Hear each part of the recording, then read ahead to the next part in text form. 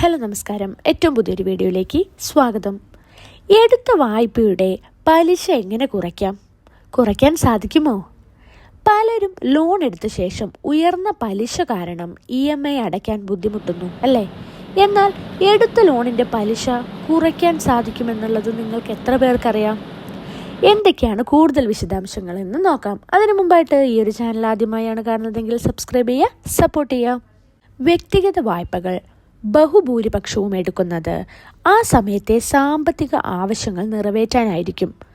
അപേക്ഷിക്കുന്ന സമയത്തെ നിങ്ങളുടെ സാമ്പത്തിക നില അവലോകനം ചെയ്താവും നിങ്ങൾക്ക് വായ്പ അനുവദിക്കുക. എന്നാൽ വായ്പയ്ക്ക് ശേഷം നിങ്ങളുടെ നില മെച്ചപ്പെട്ടെന്നുണ്ടാകാം അല്ലേ? അങ്ങനെയാണെങ്കിൽ നിങ്ങൾക്ക് അർഹമായ ഇളവുകൾ ലഭിക്കും. വായ്പ എടുത്തതിന് ശേഷവും നിങ്ങളുടെ വ്യക്തിഗത വായ്പയുടെ പലിശ നിരക്ക് കുറയ്ക്കാൻ ചില വഴികളുണ്ട്. എന്തൊക്കെയാണെന്ന് നോക്കാം.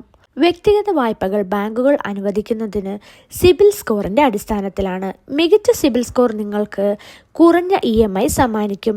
ക്രെഡിറ്റ് കാർഡ് ബില്ലുകളും വായ്പാ തിരിച്ചടവുകളും കൃത്യമാണെങ്കിൽ സിബിൽ സ്കോറും ഉയരും.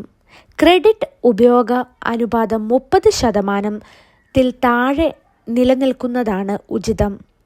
വായ്പയ്ക്ക് ശേഷം സിബിൽ സ്കോർ മെച്ചപ്പെട്ടാൽ വായ്പാ പലിശയിലും ഇളവ് ആവശ്യപ്പെടാവുന്നതാണ്. നിങ്ങൾ ബാങ്കിൻ്റെ സ്ഥിരം ഉപഭോക്താവാണെങ്കിൽ അല്ലെങ്കിൽ വായ്പാ തിരിച്ചടവുകളിൽ മുടക്കം വരുത്താത്ത ഒരാളാണെങ്കിൽ ഇളവുകൾക്കായിട്ട് ഒരു ചർച്ച നടത്തി നോക്കാവുന്നതാണ്. നിങ്ങളുടെ ശമ്പള സ്ലിപ്പുകൾ, സ്ഥിരമായി തിരിച്ചടയ്ക്കുന്നതിനുള്ള രേഖകൾ, ആസ്തിയുടെ വിശദാംശങ്ങൾ, ആദായ നികുതി റിട്ടേണുകൾ എന്നിവ നമുക്ക് ഈ ഒരു ചർച്ചയിലൂടെ ഉൾപ്പെടുത്തിയാൽ നിങ്ങൾക്ക് പലിശയിൽ ഇളവ് ലഭിക്കുന്നതായിരിക്കും. ഇതുകൂടാതെ ഉത്സവ സീസണുകളിലോ പ്രമോഷൻ ഓഫറുകളിലോ സാധാരണ ബാങ്കുകൾ വായ്പകൾക്ക് മികച്ച ഓഫറുകൾ പ്രഖ്യാപിക്കാറുണ്ട്. നിങ്ങൾ എടുത്തിരിക്കുന്ന വായ്പ പലിശ ഇത്തരം ഓഫറുകൾക്ക് മുകളിൽ ഉള്ളതാണെങ്കിൽ ധനകാര്യ സ്ഥാപനവുമായിട്ട് സംസാരിച്ച് നോക്കാൻ സാധിക്കും. മറ്റൊരു മികച്ച മാർഗം എന്ന് പറയുന്നത് ബാലൻസ് ട്രാൻസ്ഫർ ഓപ്ഷനാണ്. കുറഞ്ഞ പലിശ നിരക്കിൽ നിങ്ങളുടെ നിലവിലുള്ള വായ്പ മറ്റൊരു ബാങ്കിലേക്ക് മാറ്റുന്ന പ്രക്രിയയാണിത്. ഇത് നിങ്ങളുടെ വായ്പാ ഭാരം വലിയ അളവിൽ കുറയ്ക്കും.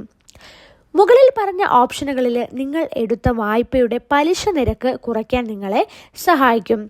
പലിശ ഇളവ് നാമമാത്രമാണെങ്കിൽ പോലും ദീർഘകാല അടിസ്ഥാനത്തിൽ മികച്ച നേട്ടങ്ങളായിരിക്കും ഉണ്ടാകുക. ഇതേസമയം നിങ്ങളുടെ വായ്പ റീവർക്ക് ചെയ്യണോ എന്ന അന്തിമ തീരുമാനം ബാങ്കിൻ്റേതു തന്നെയാണ്. അപ്പോൾ ഇതേപോലുള്ള വിശദമായിട്ടുള്ള വീഡിയോസിന് വേണ്ടിയിട്ട്, ഇമ്പോർട്ടൻറ്റും ഇൻഫോർമേറ്റീവ് ആയിട്ടുള്ള വീഡിയോസിന് വേണ്ടിയിട്ട് ഈ ഒരു ചാനൽ സബ്സ്ക്രൈബ് ചെയ്യുക, സപ്പോർട്ട് ചെയ്യുക. എന്തെങ്കിലും ഡൗട്ട്സോ കാര്യങ്ങളോ ഉണ്ടെങ്കിൽ കമൻറ്റ് ബിലോ. താങ്ക്